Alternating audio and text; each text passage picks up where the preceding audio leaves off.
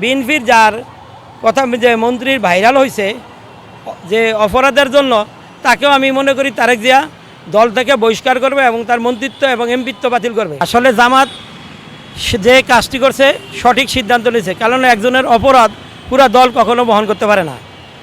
যার কারণে জামাতের যে নজরুল ইসলাম যে এমপি, 3 বারের এমপি, সে অন্যায় করছে, সে তার অন্যায়কে প্রশ্রয় না দিয়ে তাকে তার দলের থেকে বহিষ্কার করছে।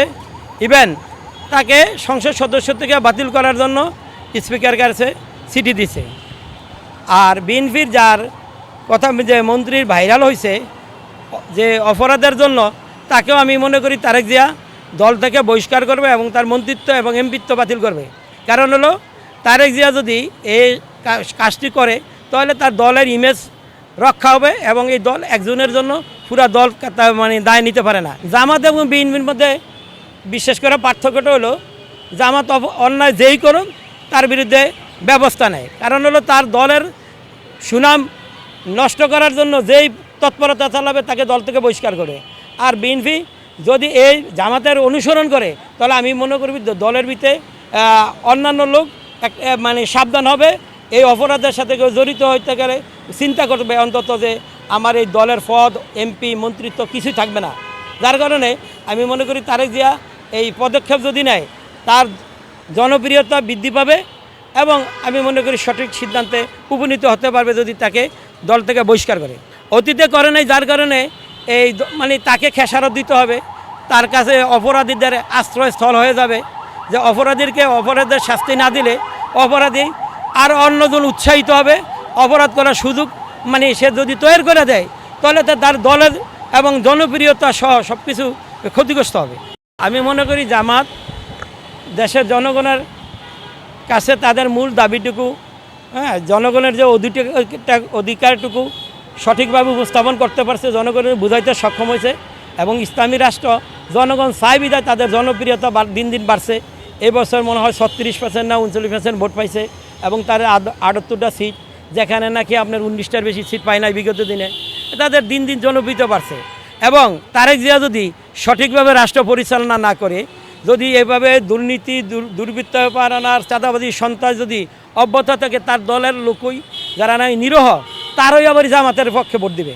কারণ জনগণ কিছু নিরহ লোক আছে যারা কোনো দল কানা না, আর যারা সুবিধাভোগী তারা মানে দলের পক্ষে কাজ করবে, যেহেতু তারা সুবিধার জন্য দল করে। তারা আসলে তার মানে দলকে ভালোবাসা মানে দল করে না, মানে তারেক জিয়ারকে ভালোবাসা বা বিএনপিকে ভালোবাসা তারা দল করে না, তারা নিজের সুবিধার জন্য ওই দলকে ব্যবহার করে। এ কথা আমি বলতে পারি না, এটা আল্লাহ পাক ভালো জানেন। কারণ হলো জামাত যদি তাদের কর্মকাণ্ড জনগণের জন্য সংসদে যদি জনগণের কথা বলতে পারে, জনগণের প্রত্যাশা মোতাবেক তারা রাষ্ট্রকে মানে সহায়তা করে, তাহলে জনগণ তাদেরকে পর্যবেক্ষণ করে ভালো মনে করলে তাদেরকে মানে ক্ষমতা দিতেও পারে। আমরা আসলে সকল জায়গায় যাই, যেমন আমি তারেক জিয়ার এই যে 4 তারিখে চিনমতির সম্মেলন কেন্দ্র গেছি, কারণ আমাদের সকল শহীদ পরিবারের পক্ষরা আমরা এই জন্য যাই, শহীদ পরিবারের লোকেরা, যে আমরা সরকারের কাছে দাবি জানাবো আমাদের সন্তানদের যারা হত্যা করছে তাদেরকে বিচারের আওতাধীন না যায়, তাদের বিচার করতে হবে। আমাদের দাবি আসলে একটাই। আর তারেক জিয়া যদি মনে করেন যে এই জুলাই সনদ বাস্তবায়ন করে, আমি মনে করি তার জনপ্রিয়তা বাড়বে, কারণ সে নিজেই বলছে আবু সাইদের এলাকা যায় যে আমরা হাবুডের পক্ষে ভোট দেন। এতে তারেক জিয়ার লোকেরা তো ভোট দিছে, তারেক জিয়া সব লোক দিয়েছে না, 70% লোক হাবুডের পক্ষে ভোট দিছে না, তাহলে 70% লোকের ম্যান্ডেটকে আপনি উপেক্ষা করার সুযোগ নাই। আমি মনে করি যারা তাকে পরামর্শ দেয় এই হাবুডের গণভোট বাস্তবায়ন না করার জন্য, যারা পরামর্শ দেয় তারা আমি মনে করি ফ্যাসিস্টদের দোষর। কারণ তারেক জিয়াকে বিপদে ফেলার জন্য তাকে এই কাজটা তারা পরামর্শ দিচ্ছে। তার কারণে তার ভাবা একজন বাংলাদেশের সৎ শাসক ছিলেন, বাংলাদেশকে একজন দুর্ভিক্ষ কবলিত রাষ্ট্র থেকে তিনি খাদ্য স্বয়ংসম্পূর্ণ রাষ্ট্রে পরিণত করেছেন। তার জনপ্রিয়তা এত ছিল, তার মৃত্যুর পরে যে জানাজার মাধ্যমে প্রমাণিত হয়। খালেদা জিয়া 3 বারের প্রধানমন্ত্রী ছিলেন, তার জানাজায় প্রায় 20 লক্ষ লোক অংশগ্রহণ করে। এত দলমত নির্বিশেষে সকলের মানে ভালোবাসার পাত্র ছিলেন খালেদা জিয়া। যার কারণে আমি মনে করি তার সুযোগ্য সন্তান, তিনি যদি এই গণভোট বাস্তবায়ন করেন তার জনপ্রিয়তা কমবে না, বাড়বে। আর তাকে এই গণভোট বাস্তবায়নের বিপক্ষে যারা মানে পরামর্শ দিচ্ছে, গণভোট বাস্তবায়ন করার না করার জন্য যারা তাকে মানে এই পরামর্শ দিচ্ছে, আমি মনে করি তার কখনো ভালো চায় না।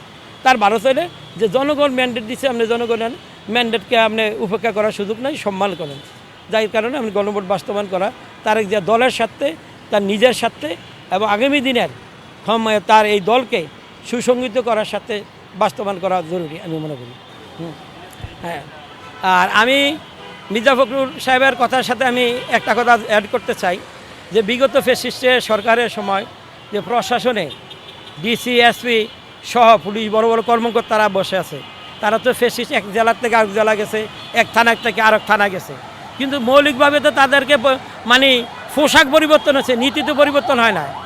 তারা তো বিগত দিনে যে ভেরিফিকেশন করছে আওয়ামী লীগ পরিবারের ছাড়া তারা কোনো নিয়োগ দেয় নাই। তো ওই ফ্যাসিস্টের আগে তারেক যে কী করে প্রশাসন সাজাইবে, আমি তো মনে করি যে সাজাইতে পারবো না। নতুন করে অন্তত 50,000 পুলিশ যদি নিয়োগ দেওয়া হয়, হ্যাঁ 10,000 এসআই নিয়োগ করে দেওয়া হয়, তাহলে এএসআই সহ যদি আরও 10,000 দেওয়া হয়, তাহলে নতুন করে প্রশাসনকে বিন্যাস করতে পারবে, সাজাইতে পারবে এবং সেটার সুফল পাবে। নাহলে এই ফ্যাসিস্টদের দোষদের গায়ে সে সুফল পাবে না আমি মনে করি। জি, আমার ছেলে 16 বছর, ক্লাস 10 দশম শ্রেণীতে পড়তো। 19 জুলাই নারায়ণগঞ্জে সর্বপ্রথম শহীদ হন দুপুর 2:40 জুমা নামাজ পরে ভাত খাওয়ার পরে রাস্তায় সব মানে এই যে ছাত্র জনতার যে সতেরো আন্দোলনে গেছে, যাওয়ার সাথে সাথে তাকে পুলিশ গুলি করে হত্যা করে। 16 বছর 19 দিন। 2008 সালের 10 জুন তার জন্মগ্রহণ। সে ম্যাথ অলিম্পিক চ্যাম্পিয়ন, খুব মেধাবী স্টুডেন্ট ছিল এবং খুব হ্যান্ডসাম ছিল, মানে 6 ফুট 1 ইঞ্চি, অনেক হাই ছিল। ওর নিয়ে আমরা অনেক স্বপ্ন দেখি, মাঝে মাঝে বলতো যে আমি সেনাবাহিনী হবো, সেনার বড় অফিসার হবো। আমি বললাম যে আব্বু, সেনাবাহিনী অফিসার হতে হলে কিন্তু কী জানো, ইন্টারমিডিয়েট পাস করে তুমি কমিশনে ঢুকতে পারো।